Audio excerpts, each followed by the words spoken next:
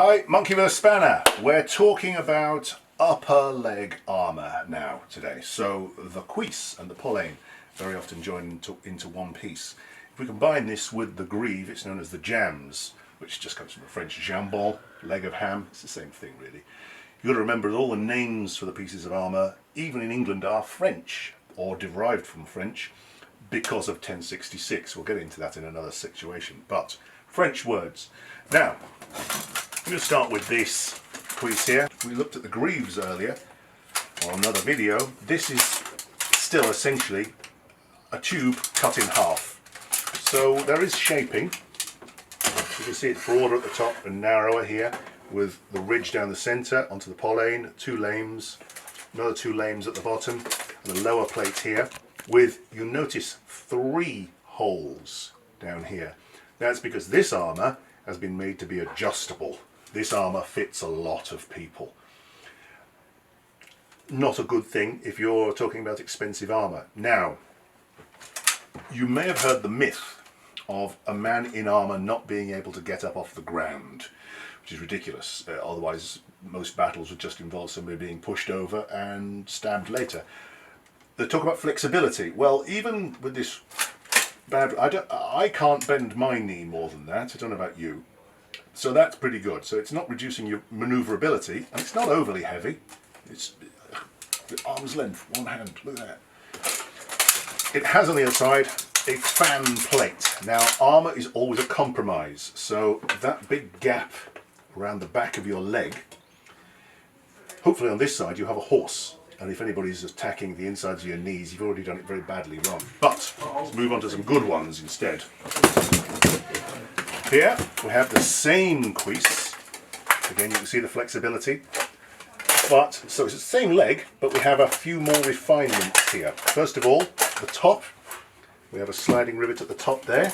So on the inside we can see a sliding rivet just here. So that rivet will move up and down.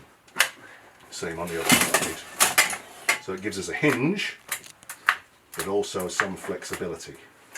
We also have those sliding rivets at the knee. It will concertina actually quite a lot. So what's that, maybe 3 centimetres or something? That's a fair amount. And obviously we have the articulation in this way provided by the rivets all joined together. But we have a couple more much better improvements. First of all, there's this strap which also holds the greave together, and a single hole which is where the greave pin will locate through to stop it rotating independently of the upper armour. And the fan plate now, we compare that fan plate to our other fan plate, a far more complicated shape. We're now closing this fan plate as close to the leg as we can get it, still allowing for movement. But we still have the dished part in the centre to guide any blades in to prevent them cutting your hamstrings. That's a bad thing. If you can't kill a man in armour, you can at least stop them running around, and that makes them less scary. So that fan plate is now far more refined, but we also have now an extra plate that goes just around the side of the thigh. It has a nice little pretty ridge on it as well. And with this hinge, we have a turned edge on it as well. So there's a turned edge at the top to stop any blades that come in going up and committing terrible damage to you. So this turned edge will catch a blade, and even if it does go over, it's going to reduce the amount of damage that's done. But now we have a second one. So if a blade comes in lower, that turned edge is going to take away a lot of the impact. And even if it carries on, the second one hopefully will take anything else out of it. There are no turned edges on the inside, because that's where your horse should be. However, there are ones further around to the side here. So, much more refined than the previous one. It's supported by the 2 points here at the very top. So all the weight is taken onto your arming jacket, which we'll show you later, so it doesn't feel too heavy and just sit on the top of your foot. Without the support here, everything just collapses. We see a lot of stuff in Hollywood films where the armour isn't properly supported and it's just sitting right on top of the actor's foot, and you can see he just doesn't want to move. So by supporting them properly, the weight is taken up onto the shoulders, not sitting on the top of your foot. Now, moving on to a little bit more refined. So here we have, again, the same leg, starting from the support points. We have 2 points of support. We could even have 3. It looks like one might have been cut off at some point, and it's been made pretty. Why not? If you're going to have it, make it pretty.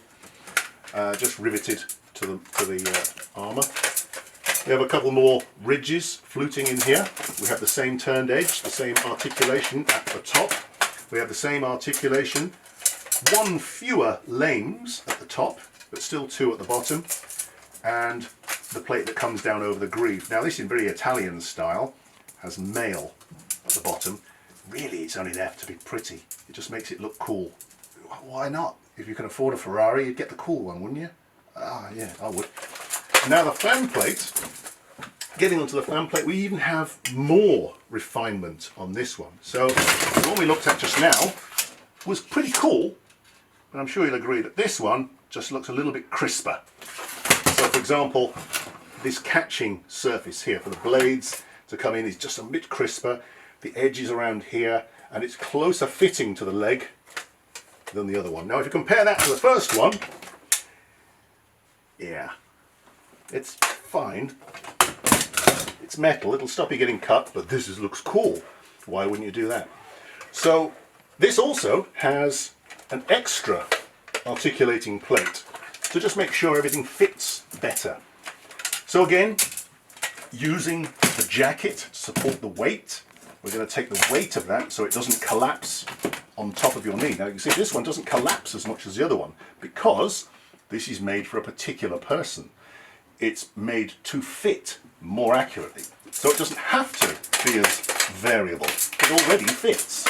And hopefully it fits properly, because if it doesn't, it's going to hurt. Now that brings us on to one point. These middle cuisse that we were looking at earlier, they belong to Pink, by the way. This is Pink's legs. Not actually his legs, his armour. And he reliably informs me that this plate here, is it that one, Pink, or is it the one below it? That one? Top one. Probably that one, isn't it? This top plate here, when he's standing upright, comes right onto the top of his kneecap, and what would you say, mings? It knacks? What would you be your personal description of that, Pink? It hurts. Hurts, boring. So this plate, because it's not made for him, this plate's in the wrong place. We could grind a piece off, to be fair. There is enough room. The thing is, it's a compromise. If you take away too much material here, then when we open out, it may expose a gap on the other side. But it feels as though there's probably an overlap to here, and it feels like it's actually this bit here is further down than this bit up here. If I'm feeling on the inside, I can feel there is an overlap. So you probably could remove an amount of metal off the inside there to stop it hurting. But if it was made for him, then he might mention that to the armourer beforehand. But as I'm sure you can appreciate, all of this, and especially when you get to this sort of level, is much more expensive than this. So, cuisse. Let's move on to another piece.